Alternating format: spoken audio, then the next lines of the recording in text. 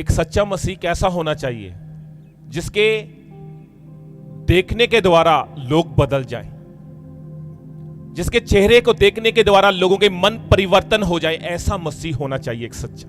आमीन, हालेलुया।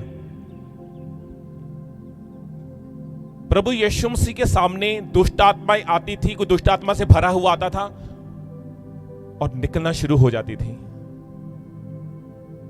जो प्रभु यीशु मसीह आपके जीवन में होंगे, आपको ज्यादा जोर लगाने की जरूरत नहीं पड़ेगी। हर एक हिस्सा आपका बलवान होगा, हर एक हिस्सा आपका तगड़ा होगा, हर एक हिस्सा आप पुत्र आत्मा से भरा होगा। आमीन, हालेलुया।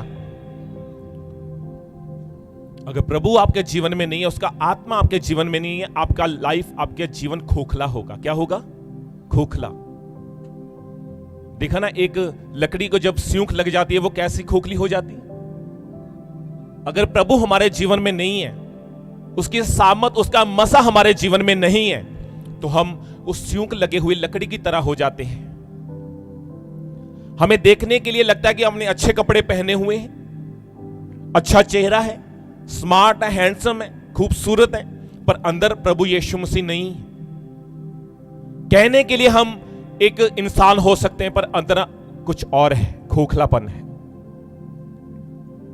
पर प्रभु हमें ऐसा कभी भी नहीं देखना चाहते। एक बाप अपने बेटे को कभी खोखला नहीं देखना चाहता। वो चाहता है कि वो हमेशा सामर्थ्य से, पुत्र आत्मा की आग से भरा रहे। आमीन, हालेलुया। एक सच्चा मसीह कैसा होना चाहिए? पुत्र आत्मा से भरा होना चाहिए। उसके होठों से, उसके बोलने से, उसके चलने से, उसके फिरने से एक प्रभु का मैसेज मिलना चाहिए। आमीन, हालेलुया। जब आप एक प्रभु के दास को देखते हैं, अपनी ब्लेसिंग्स को देखते हैं, पता है आप लोगों को, जब आप एक परमेश्वर की पुत्र आत्मा से भरा हुआ एक दास को देखते हैं, आप अपनी टेस्टमनी को देखते हैं। आमीन, क्योंकि उसी परमेश्वर के दास के बीच में से होके प्रभु ने आपसे बात करनी है, प्रभु ने आपको छूना है, प्रभु ने आपको चंगा करना है, प्रभु ने आपको ऊंचा लेके जाना है, प्रभु ने आपको एक अलग दिशा के ऊपर लेके जाना है। एक सच्चा मसीह कैसा होना चाहिए? पुत्र आत्मा से भरा होना चाहिए। एक सच्चा मसीह कैसा होना चाहिए? सच्चाई के ऊपर चलने वाला होना चाहिए। एक सच्चा मसीह कैसा होना चाहिए? हर संडे प्रभु की हुजूरी में बैठने होने वाला चाहिए। एक सच्चा मसीह कैसा होना चाहिए? अपने अगुए की आवाज को सुनने वाला होना चाहिए। आमीन, हालेलुया। एक सच्चा मसीह हमेशा प्रभु की आराधना करता है। एक सच्चा मसीह जब प्रार्थना करनी शुरू करता है, वो आराधना से शुरू करता है, स्तुति से शुरू करता है, उसकी महिमा से शुरू करता है, उसके भजन से शुरू करता है। एक सच्चा मसीह, हालेलुया। आज का हम वचन पढ़ेंगे निर्गमन, उसका 15 अध्याय, उसकी 2 आयत हम पढ़ेंगे, अपने स्क्रीन के ऊपर देखेंगे हम। Thank you Lord. निर्गमन की किताब, उसका 15 अध्याय, उसकी 2 में लिखा है, यहोवा मेरा बल और भजन का विषय है और वही मेरा उद्धार भी ठहरा है। मेरा ईश्वर वही है, मैं उसी की स्तुति करूंगा, मैं उसके लिए निवास स्थान बनाऊंगा। मेरे पूर्वजों का परमेश्वर वही है, मैं उसको सराहूंगा। बोलो आमीन। पहली लाइन में क्या लिखा हुआ है? यहोवा मेरा बल और मेरा भजन का विषय है। जो मसीह में आके प्रभु की आराधना कर नहीं सकता, वो प्रभु से कुछ भी नहीं ले सकता। वो प्रभु की आवाज को सुन नहीं सकता, वो प्रभु की पवित्र आत्मा से भर नहीं सकता। कहने के लिए वो जॉन हो सकता है, पीटर हो सकता है, हाँ, कहने के लिए उसका नाम मसीह हो सकता है, पर अंदर प्रभु की आराधना नहीं है। उसकी लाइफ झूठ से भरी हुई है, उसकी लाइफ पाप से भरी हुई है, तो वो प्रभु का नहीं हो सकता। कहने के लिए पीटर मसीह हो सकता है, जॉन मसीह हो सकता है, इमैनुअल मसीह हो सकता है, पर अंदर अगर प्रभु नहीं है, प्रभु की आत्मा नहीं है, प्रभु की स्तुति अंदर नहीं है, तो आपके जीवन में प्रभु नहीं। कहने के लिए, देखने के लिए मसीह ना बनो, मसीह आपके जीवन में झलकता हो, प्रभु आपके चेहरे के ऊपर झलकता हो, उसकी पवित्र आत्मा से आप हर समय भरे हुए हो, फिर ही आप मसीह कहलाते हो। आमीन, हालेलुया। लिखा हुआ है, यहोवा मेरा बल और भजन का विषय है, वही मेरा उद्धार भी ठहरा है। क्या है?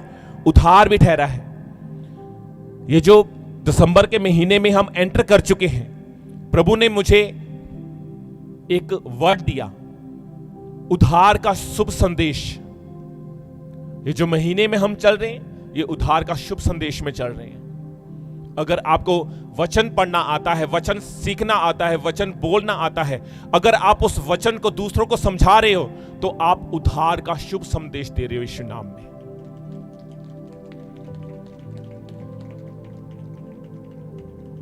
क्योंकि प्रभु यीशु मसीह हमारे बीच में आए, इन दिनों में दूतों के द्वारा सुसमाचार दिया गया कि उद्धारकर्ता जन्मेगा, वो भोर का तारा जन्मेगा, वो भोर का तारा दिखेगा। और उसने आगे क्या दिया? उद्धार का शुभ संदेश, जो आज की डेट में हमें सब चर्चों में मिल रहा है। अगर आज आप प्रभु को पा लिया है, बपतिस्मा पा लिया है, प्रभु की सामर्थ को जान लिया है, पवित्र आत्मा को पा लिया है, तो अब आपका काम क्या है? उद्धार का शुभ संदेश देना, लोगों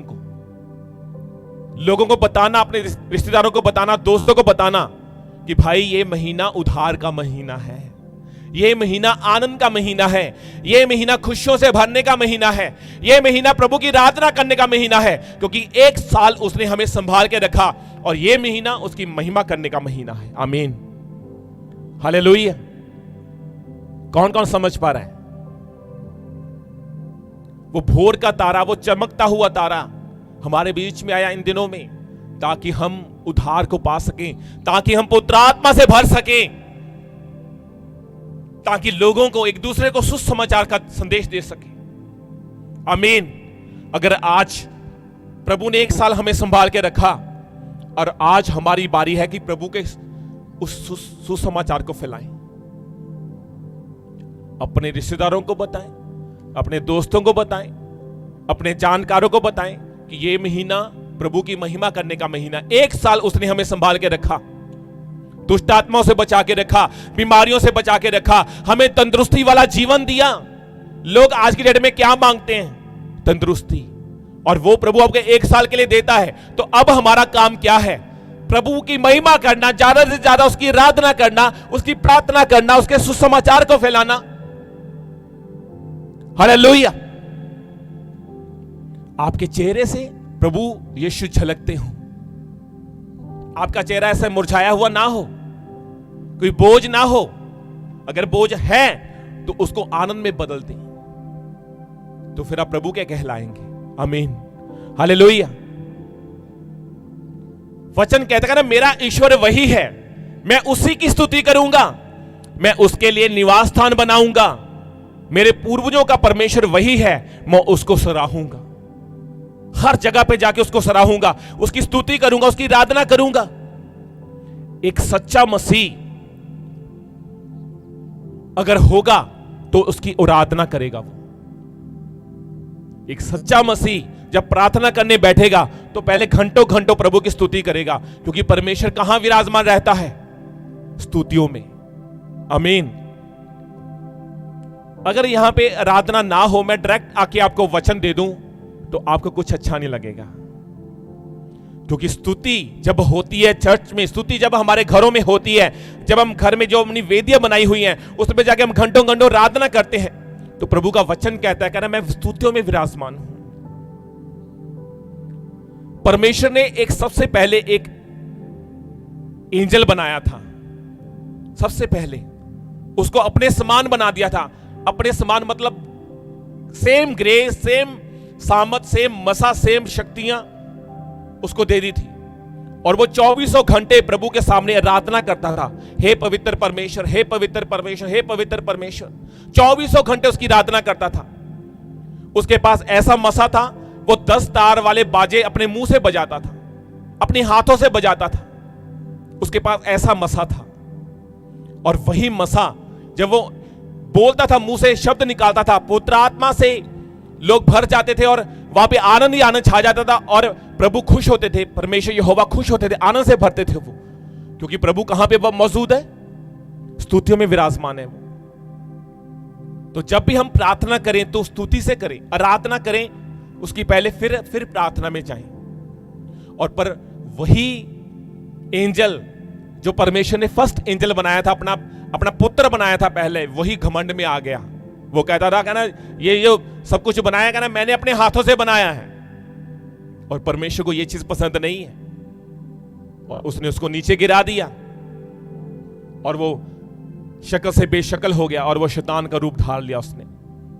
क्योंकि जब आपकी लाइफ प्रभु में होगी तो आप एक एंजल की तरह बने रहेंगे। जब आप पाप में चले जाएंगे तो प्रभु अपने जीवन से निकाल देगा आपको, और आपकी भी शक्ल बेशक्ल हो जाएगी। कौन कौन समझ पा रहा है?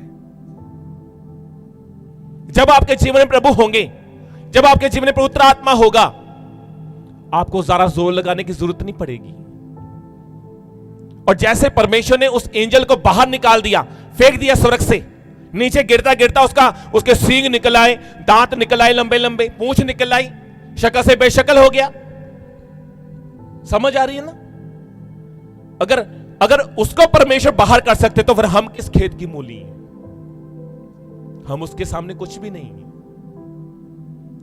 एक मिट्टी के कण जैसे हैं, मिट्टी के कण जैसे, कुछ भी नहीं है।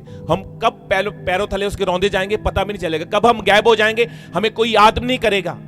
क्योंकि खुदा का वचन कहता है, कहना जो जीवित हैं वही मेरी महिमा कर सकते हैं, जो मर जाते हैं मिट्टी में चले जाते हैं वो प्रभु की महिमा नहीं कर सकते, वो मिट्टी में मिल जाते हैं, वो कण बन जाते हैं। अगर आज प्रभु आपसे बात कर रहा है वचन में से हो कि आपको लग रहा है कि मेरे लिए वचन हो रहा है, मेरे लिए बात हो रही है, तो प्रभु आपसे प्रेम करता है, प्रभु आपको समझाना चाहता है, प्रभु आपको अपने गले लगाना चाहता है। वो कहता है, हे मेरा बेटा, हे मेरी बेटी, आ मेरे पास आ, मेरी आराधना कर, प्रार्थना कर, मैं तुझे श्रोमणी बनाऊंगा, मैं तुझे ऊंचा करूंगा, मैं तुम्हें गली मोहल्ले में, नगर में तुझे ऊंचा करूंगा। ऐसा कोई इंसान नहीं होगा जो तुझे गिरा सकेगा यीशु नाम में। हालेलुया। प्रभु आपको वो देना चाहता है जिसके लिए आप फाइट करते हो। लास्ट संडे भी आपको बताया गया था, आपको अभिषेक के बारे में समझाया गया था लास्ट संडे, कि अभिषेक आपके जीवन में क्यों होना चाहिए, कैसे होना चाहिए, वो कैसे आता है। अगर अभिषेक में होके आप उसके साथ वफादार रहते हैं तो अभिषेक आपके जीवन में काम करता है, अगर वफादार नहीं होते तो अभिषेक चला जाता है। उसी तरह जब हम अपनी प्रार्थना को आराधना से शुरू करते हैं तो प्रभु का वचन कहता है कि वो स्तुतियों में विराजमान है। हम क्यों घंटों घंटों पहले 1.5-2 घंटे वर्शिप करते हैं? ताकि प्रभु विराजमान हो जाए, ताकि प्रभु की आत्मा हमारे बीच में आ जाए, उसके एंजल हमारे बीच में उतर आए। ध्यान से सुनना, जब आप रूह सच्चाई से, अंदर के मन से जब प्रभु की स्तुति करना शुरू करते हैं तो परमेश्वर से आसमान खुलता है और दूत आपके बीच में पहरा डाल देते हैं यीशु नाम में। फिर आप कहते हैं ना, ओह पुत्र आत्मा से भर गया, अन्य भाषा आ गई, आप अपने आप गैर भाषा बोलना शुरू कर देते, क्योंकि पुत्र आत्मा आपके बीच में आ जाता है। क्योंकि आप आधा घंटा, पौना घंटा, 1 घंटा, 2 घंटे, 2.5 घंटे लगातार आराधना, लगातार प्रार्थना, लगातार स्तुति कर रहे हैं और परमेश्वर के दूत उतरना शुरू हो जाते हैं और फिर आपको टच होना शुरू हो जाता है।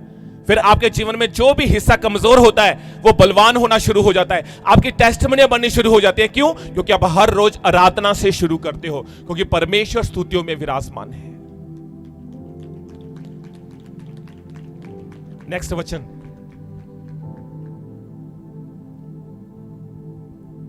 भजन संहिता 61 उसका 8, 61, कहना मैं सर्वदा तेरे नाम का भजन गाकर अपनी मन्नतें हर दिन पूरा किया करूंगा। बोलो आमीन।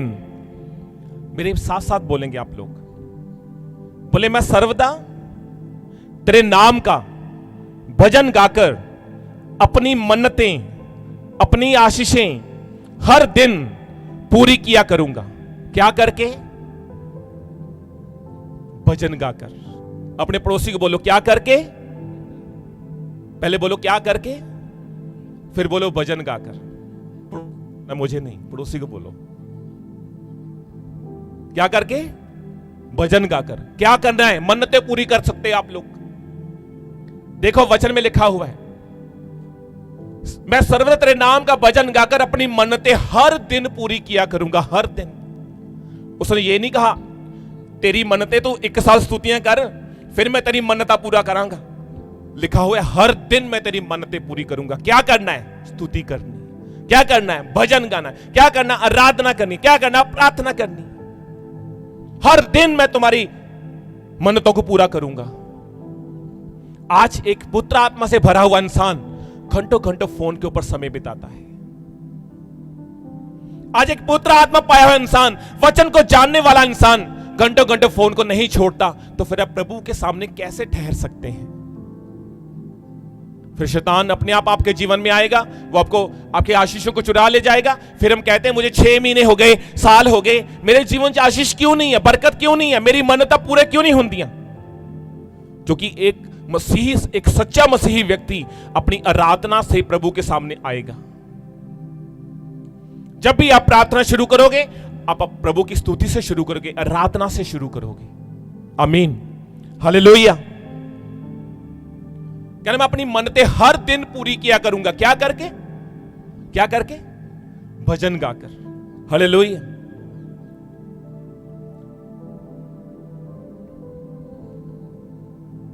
अगला वचन निकालेंगे,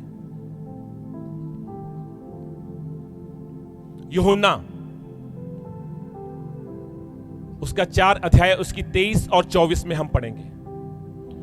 लिखा हुआ है, परंतु वह समय आता है, वन अब भी है, जिसमें सच्चे भक्त पिता का भजन आत्मा और सच्चाई से करेंगे, क्योंकि पिता अपने लिए ऐसे ही भजन करने वालों को ढूंढता है। परमेश्वर आत्मा है और अवश्य है कि उसके भजन करने वाले आत्मा और सच्चाई से भजन करें। बोलो आमीन। आप नोट कर सकते हैं, घर में जाके फिर से पढ़ना। साफ साफ लिखा हुआ है, कहना परंतु वह समय आता है, वन अब भी है, जिसमें सच्चे भक्त पिता का भजन आत्मा और सच्चाई से करेंगे। आमीन। जो सच्चे भक्त होंगे, जो प्रभु के साथ वफादार होंगे, जो प्रभु से प्रेम करते होंगे, वो पहले भजन करेंगे प्रभु का। हालेलुया। अगला वचन निकालेंगे, 1 कुरिन्थियों उसका 14 उसकी 26। ध्यान से सुनना, 1 कुरिन्थियों उसका 14 उसकी 26। इसलिए हे भाइयों, क्या करना चाहिए? जब तुम इकट्ठे होते हो तो हर एक के हृदय में भजन या उपदेश या अन्य भाषा या प्रकाश या अन्य भाषा का अर्थ बताना रहता है। सब कुछ आत्मिक उन्नति के लिए होना चाहिए। बोलो आमीन। देखो कितना अच्छा वचन प्रभु हमें दे रहे हैं आज। कहना हम भाइयों को क्या करना चाहिए? प्रभु का भजन करना चाहिए। पहले प्रार्थना नहीं लिखा हुआ, क्या जब तुम इकट्ठे होते हो तो हर एक के हृदय में भजन। भजन मतलब आराधना, स्तुति, उसकी महिमा करना। हालेलुया। कहां से शुरू करें? भजन से शुरू करें। दाऊद प्रभु का एक अच्छा आराधक हुआ। वो भेड़े चराता था, बकरियां चराता था, गाय बैल की रक्षा करता, ध्यान रखता था, और जंगल में जाता, डफ अपने हाथ में लेता, बांसुरी बजाता, वीणा बजाता और प्रभु की आराधना करता।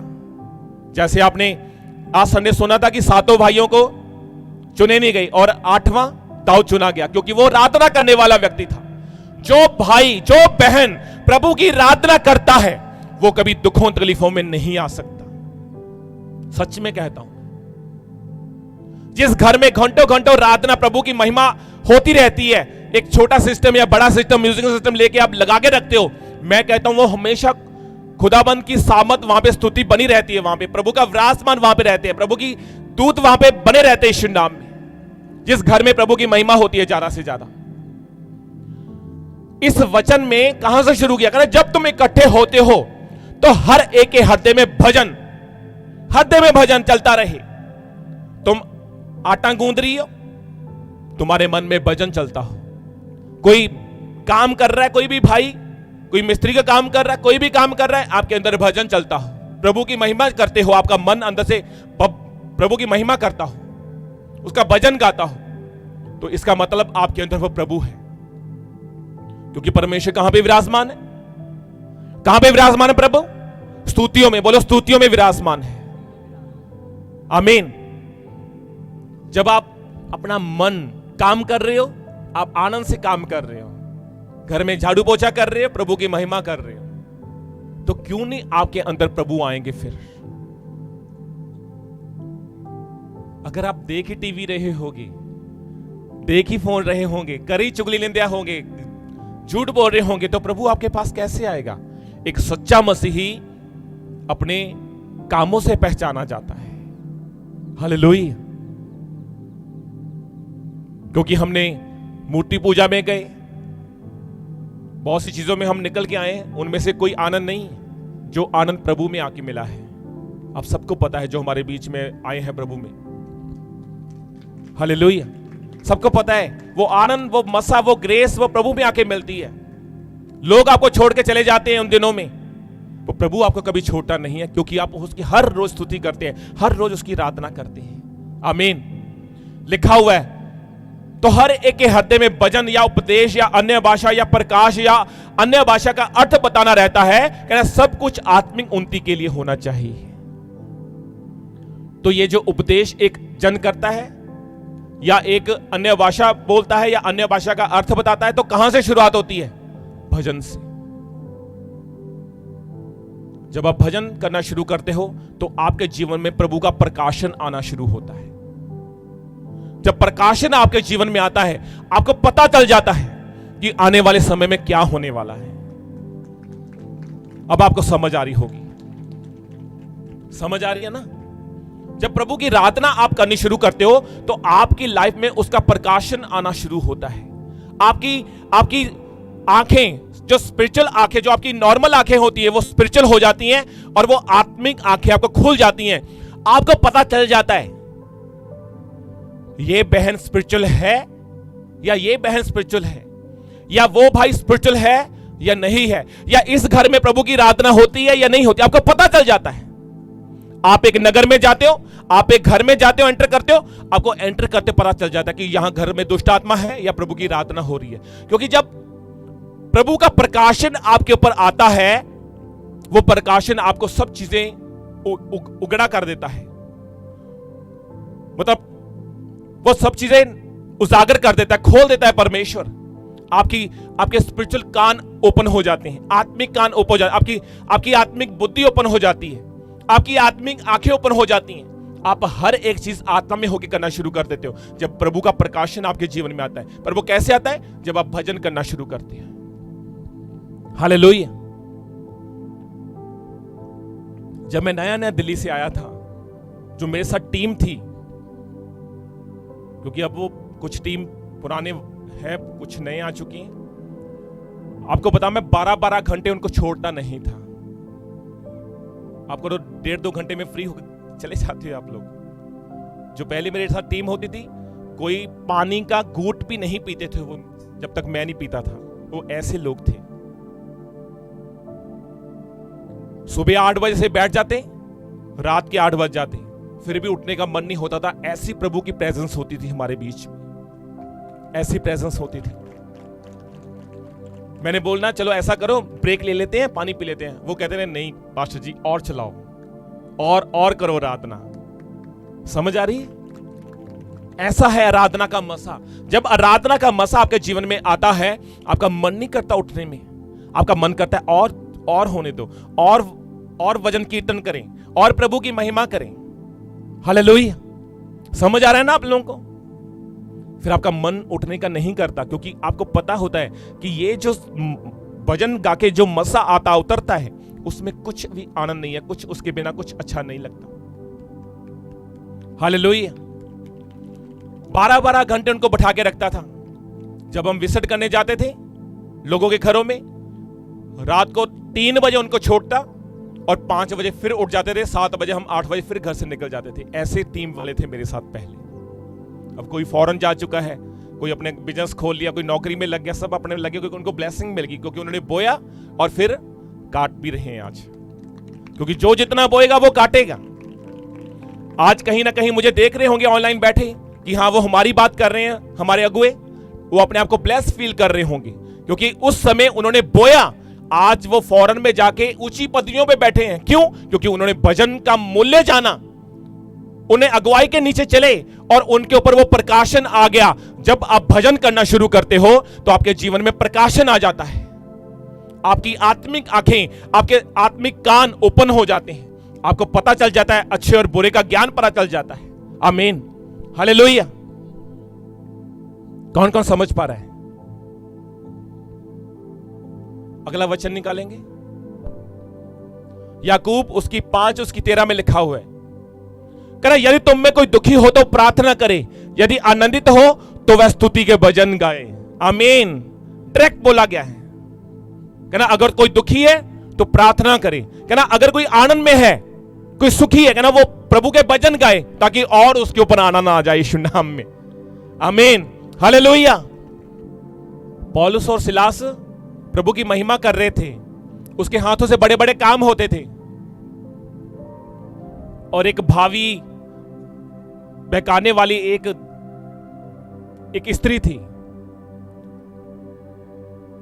और जब भी वो पौलुस और सिलास के पास जाती, वो तरह तरह की मजाक करती, बातें करती, और एक दिन पौलुस को गुस्सा आया, उसने फायर कर दी उसके ऊपर, और दुष्ट आत्मा खेलने लगी उसके ऊपर, दुष्ट आत्मा चिल्लाने लगी। जो उसके साथी थे उन्होंने उनके अंदर थोड़ा गुस्सा आया कि जो हमारी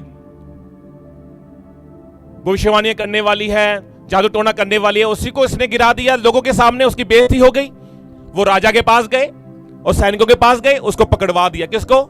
पौलुस और सिलास को। झूठ मूठ की बातें बना के पकड़ा दिया। कहना इसके अंदर शैतान काम करता है, ये शैतान की ताकत के द्वारा लोगों को भरमाता है पौलुस और सिलास। और पौलुस के गले से लेकर हाथों तक, पैरों तक उसको जकड़वा दिया, जकड़न में जकड़ दिया, जंजीरों में जकड़ दिया, और फिर भी प्रभु की क्या कर रहे थे बंदी गृह में? हाँ, आराधना कर रहे थे। वो ये नहीं थे परवाह कर रहे थे, मेरे गले में भी हथकड़ी लगी हुई है, हाथों में तो लगी हुई है, पैरों में लगी हुई है, वो जकड़े हुए ऐसे लेटे हुए हैं, बैठे हुए हैं, ना हिल सकते इधर को ना इधर को, फिर भी प्रभु की आराधना कर रहे हैं। और रात का पहर 12 बजते हैं, और जो वहां पे पहरा देने वाला वो भी वहां पे जेल के बाहर खड़ा है, बंदी गृह के बाहर खड़ा है, और पौलुस और सिलास प्रभु की आराधना कर रहे हैं।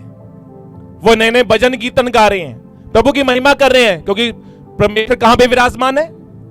स्तुतियों में। और प्रभु की वो भी स्तुति कर रहे थे। वो करते गए। जब रात के 3-4 बजे का पहर हुआ और भूकंप आया, उसकी बेड़ियां टूट गईं, जेल का दरवाजा खुल गया, और जो द्वारपाल था वो भाग के आया। ओह, क्या हो गया?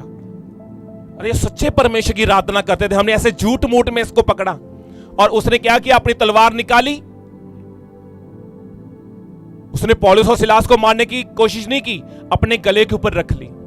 उस पहरे देने वाले ने अपने गले के ऊपर रख ली तलवार कि मैं अपने आप को खत्म कर दूंगा। कहना क्योंकि मैंने परमेश्वर के नबियों को, परमेश्वर के दासों को मैंने पकड़वाया है। कहना कहीं ऐसा ना हो मेरी चुगली खाई जाए, मेरे लिए लोग बातें करें कि तूने गलत लोगों को पकड़ा। कह रहा है उससे पहले मैं अपने आप को खत्म कर लेता हूं। और पौलुस भाग के आता है, कहता है, उसको गले लगाता है वो पहरा देने वाले को, और वो कहता है हे भाई अपनी तलवार अपनी म्यान में डाल ले। कह रहा हम परमेश्वर के जन, हम किसी के दुश्मन नहीं, हम सबसे प्रेम करते हैं। आमीन, हालेलुया। कह रहा हम नहीं जाएंगे यहां पे, कह रहा हम यहीं पे बैठे रहेंगे। अगर हमारी जगह पे वहां पे कोई बंदी गृह में होता हम आगाते।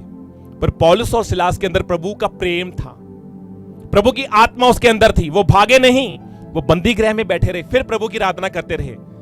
और जो द्वारपाल था ना, जो पहरा देने वाला, वो भी उनके साथ आराधना करने लग गया। हालेलुया। समझ आ रहा नहीं आ रहा आप लोगों को? वो भी प्रभु की आराधना करने लग गया, उसको भी अपने साथ मिला लिया। ऐसे ही बनो, जैसे मैंने स्टार्टिंग में आपको बोला था कि एक सच्चा मसीह, उसके चेहरे से झलकना चाहिए कि अब सच्चा मसीह है। हालेलुया।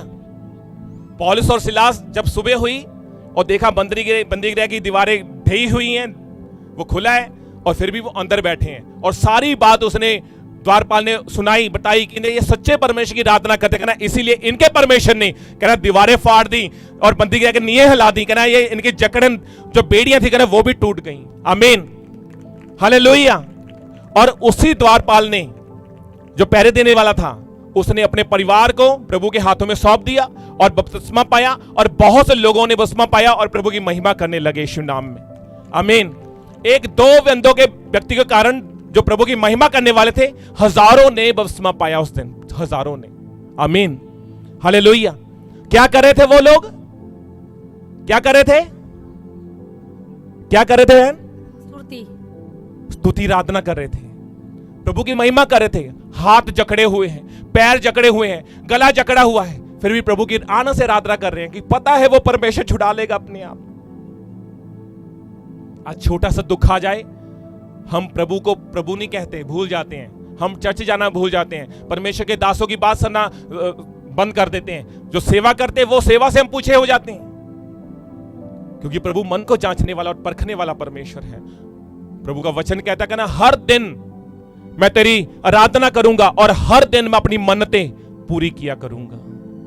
करो उसकी आराधना करनी शुरू। घर में जाके लगाओ सिस्टम, म्यूजिक सिस्टम लगाओ, उसके ऊपर वर्शिप लगाओ, आराधना लगाओ, करो घंटों घंटों आराधना। मैं कहता हूं दूसरा दिन आपका होगा, अब बड़ी गवाही के साथ खड़े होंगे यीशु नाम में। हालेलुया। पौलुस और सिलास की तरह बनना है हमने, जो बंदरगाह में भी बैठ के भी प्रभु की आराधना कर रहे हैं, प्रार्थना कर रहे हैं, प्रभु की महिमा कर रहे हैं। दीवारें खुल जाती हैं, दीवारें ढह जाती हैं, दरवाजे खुल जाते हैं और जकड़न हथकड़ियां टूट जाती हैं। आमीन। इतनी मोटी मोटी जंजीरें कोई तोड़ नहीं सकता, पर प्रभु के सामने कुछ भी नहीं। हालेलुया। समझ आ रहा नहीं आ रहा आप लोगों को? उठाओ अपने हाथों को और प्रभु से वादा करें, खुदाबंद मैं आराधना करने वाला बनूंगा, आज से तेरी महिमा करने वाला बनूंगा खुदाबंद यीशु।